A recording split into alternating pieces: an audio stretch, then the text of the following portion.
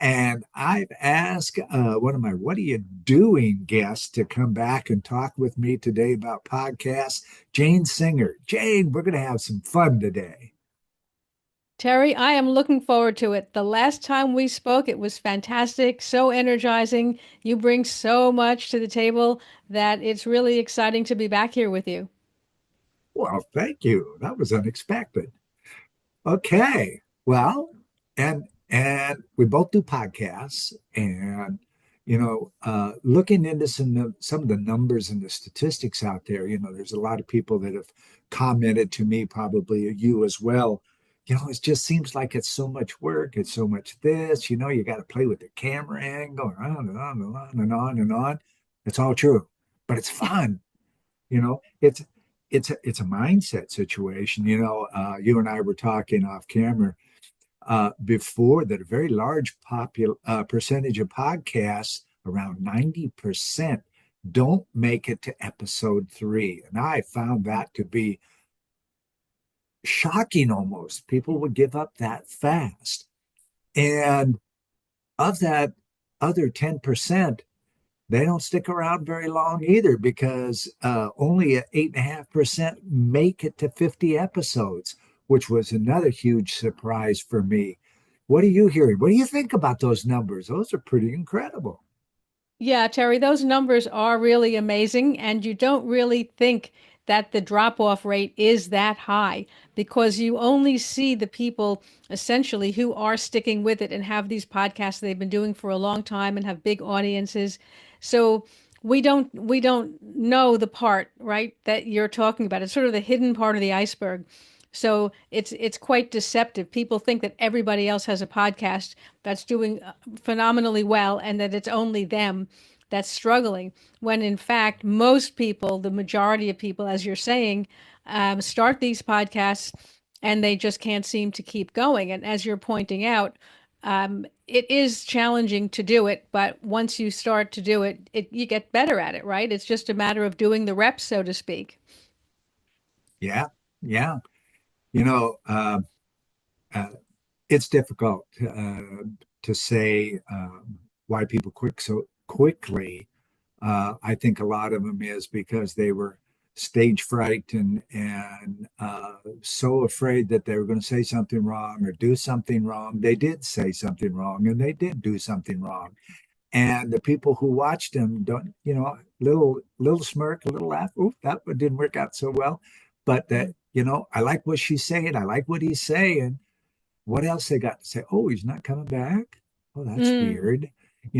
And there's some of us. My dear friend, who's also does a video, who has a video business for businesses. He helped them get their voice out there and do all those kinds of things. He just celebrated his 200th episode on LinkedIn wow. for his weekly podcast a couple of weeks ago, and him and I were talking back and forth.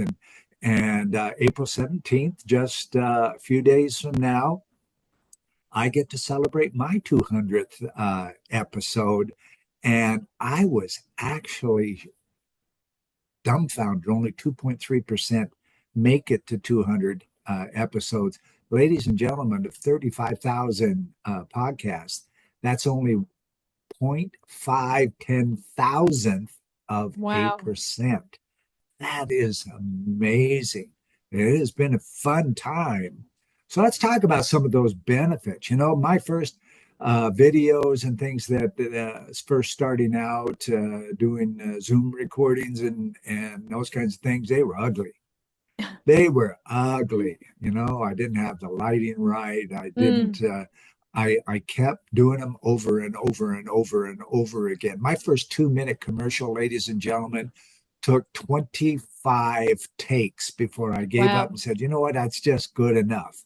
And I'll just do one more. And the one more allowed my mind to settle, and it came Right. out pretty good, you know, not good, pretty good.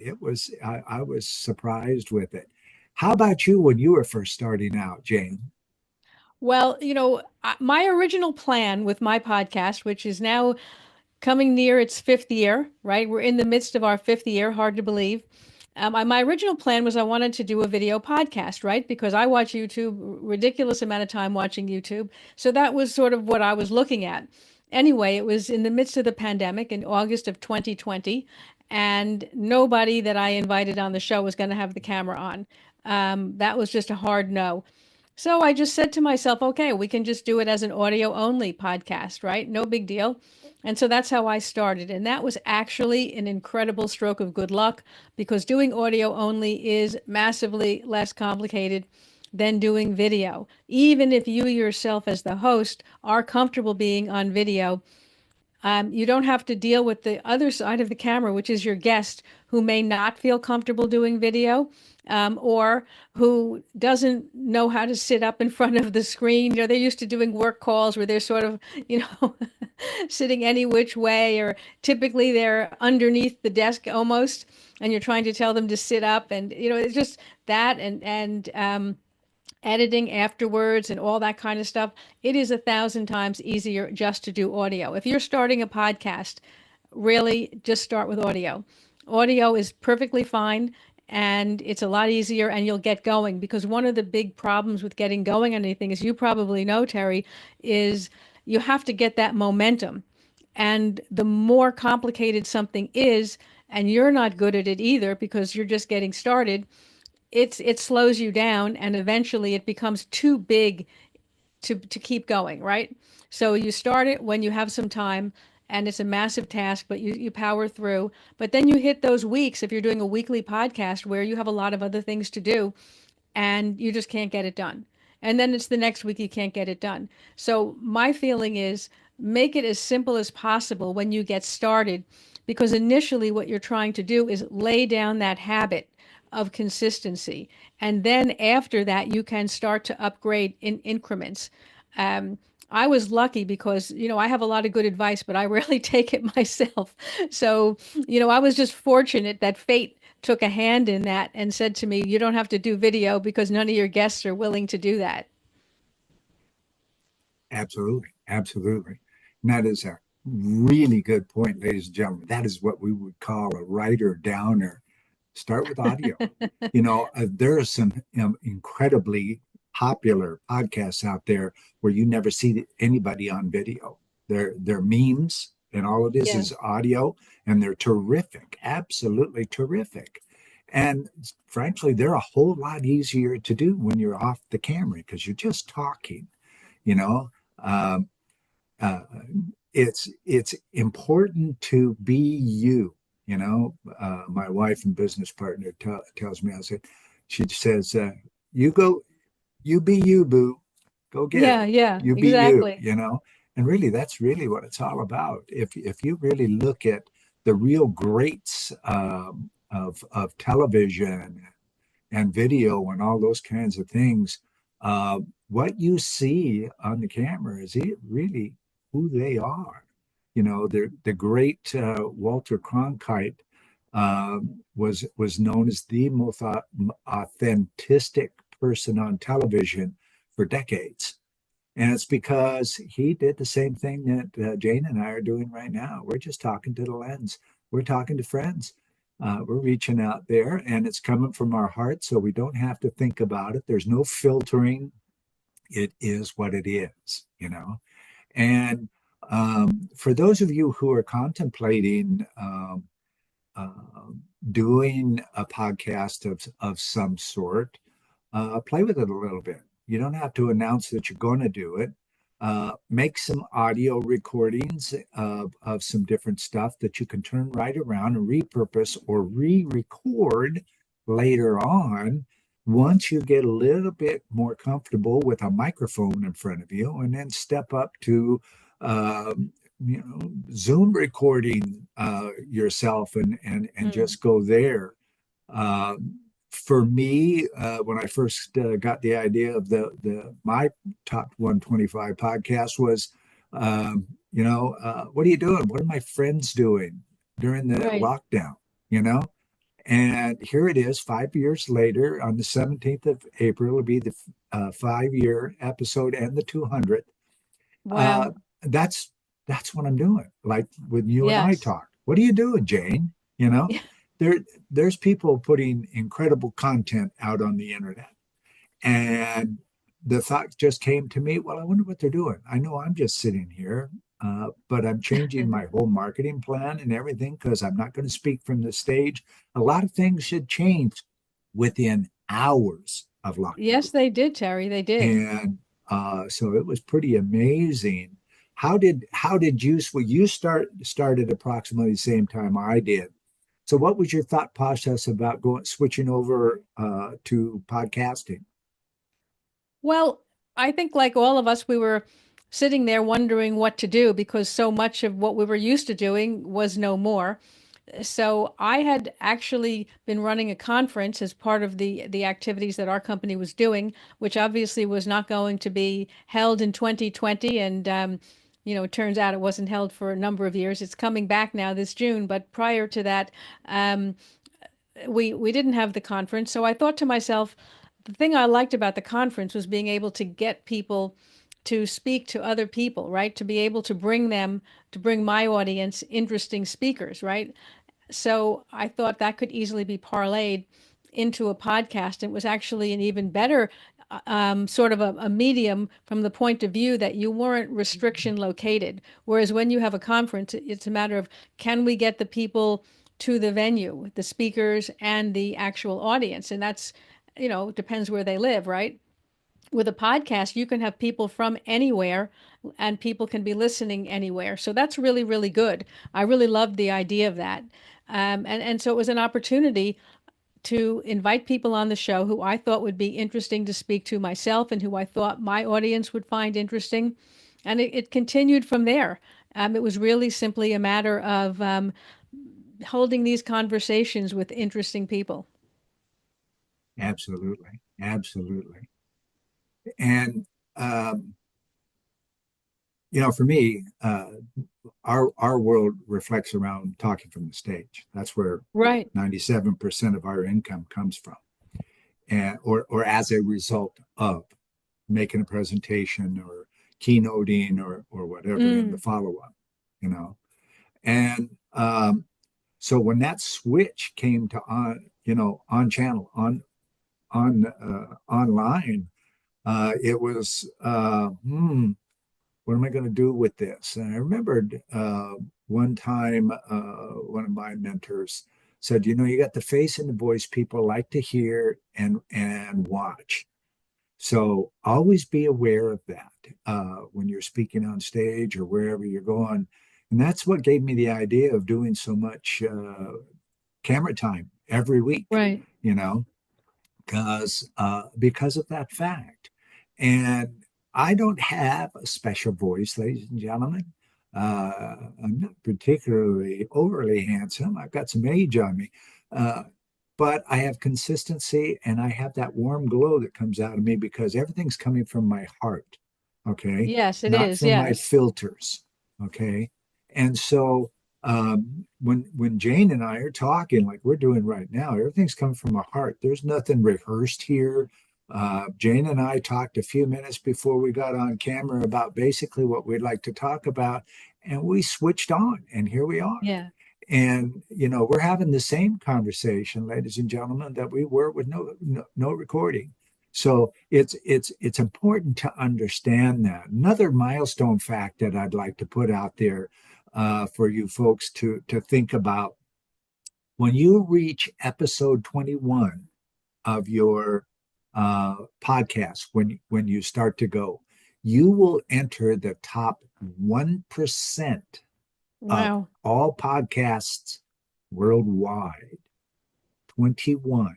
Doesn't take very long to get there, trust me.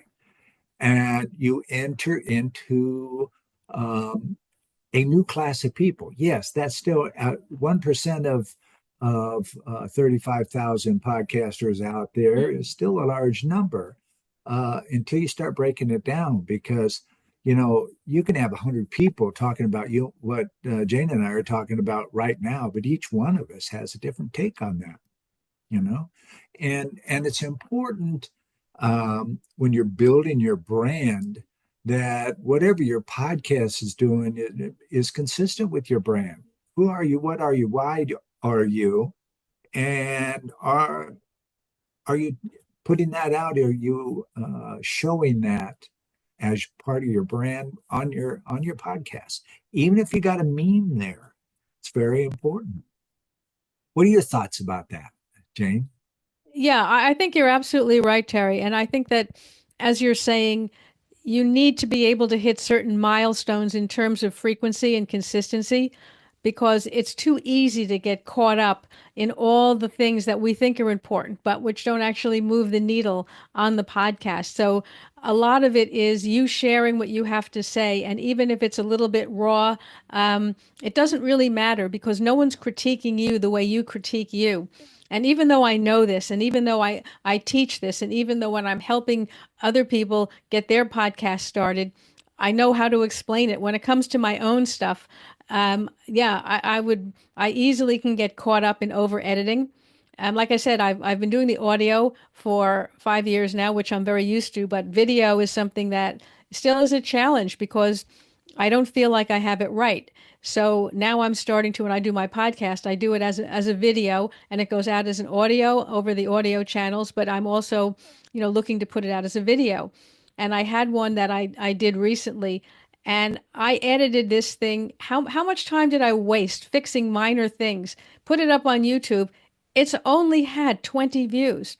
Like I spent a whole week wasting time fixing little things that I thought weren't good enough. It only has 20 views. Like, what was I worried about? I could have just put it up there as it was. And I think that's really the message to myself, as well as message to anybody listening to this. Nobody cares. They're looking for the big message, as you were saying, Terry, the big thing that you're sharing. They're not looking to see that you mispronounced a word a couple of times. You're very obvious of that. They don't really care about your background or your lighting. I'll fix it up 100 different times to try to get that right, and nobody cares. You look at other people's videos; they're sitting in their bedroom or someplace like that. You're worried that it doesn't look like, not you, but me. It doesn't look professional enough. It's not quality enough. But then look at other people and look at how many views they have. It's the message. Like you're saying, it's really authentically sharing what message you have on any given day with people who would find that meaningful. Absolutely. On point. You know,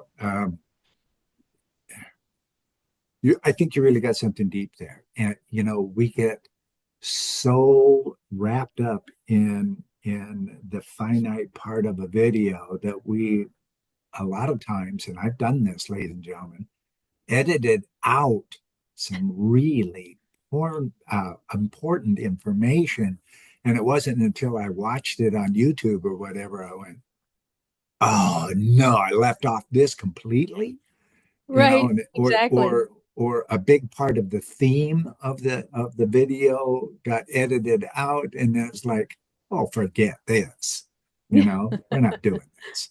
We're not doing this anymore. In fact, uh, uh, I have people that I help get so they want to do it over again, do it over again, do it over again, do it over again. I tell Oh, them the more you do it over, the worse it gets. exactly People right. want to see and hear people, you know. Yes. If they want to tune into AI, you can always switch out yourself and become a meme if you want to. But is that really what you want to do for your message? If you're a coach or a Mm, consultant, don't dare do that stuff. yes, Okay, exactly. your ideal customer, the people that Jane and I are talking to right now, uh, that are listening in, they want to hear me. Who am I? You know, Yes. if if they want to watch a news show, they'll turn on cable television. If they want to learn some things that I put out every week on business and stuff like that, they watch me pretty well. So that's the most important part. Is I can't overstress. You be you. Just you be you. So Yeah, that's go ahead. What? I was going to say, I think what you're saying is very important because it is really the true value that you get um, being on a podcast or whether it's a video or an audio. It's the authenticity because that's what creates that connection with the audience. And that's what's so important. It enables you to create that know, like, and trust that is absolutely essential and that differentiates everything you're doing. Because people have so much messaging coming at them all the time. They need to connect with that person. I've seen that happen even myself. The people who I watch all the time, like, oh my gosh, I feel I know them. Like, oh, Jane, you don't know them. But you do feel that way. You do. Absolutely. You know, another tidbit for you folks who are considering starting a podcast, certainly you can reach out to either of us, and we'd be happy to talk to you, give you some pointers. And one of the things that I started with my colleagues in our weekly meetings, we have a world thought leader group that meets on Tuesdays. We call ourselves laughingly the Tuesday Crew. Um, I taught them all the same thing. The first couple of times, none of us knew each other really. For the most of us, never met each other, even heard of each other. And they were in t-shirts with holes in them and stuff like that. And I put it on them. I said, you know, you guys got to listen up. You are on stage right now. And, you know, people are looking, people are noticing what you're doing, what you're not doing.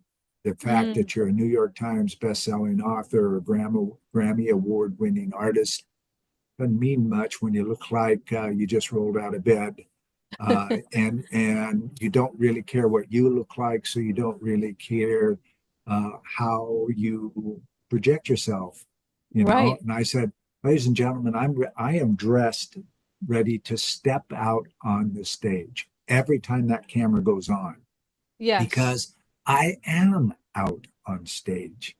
And it changes my mindset from that of over casual Right. to more professional and more on brand who I really am. And that's important for those of you who are thinking about that. When you get in front of the camera, write down, I've got my stage shoes on. I am fully lit, okay, ready to go. And that's puts me in a different place in time when I start to talk to somebody, even if I'm just reaching out person to person. You know, I've worn a jacket so many times I feel uncomfortable if I don't have it on. So Yeah, that's a very good you know, point. those are some of the things that help your mindset. Jane? Yes.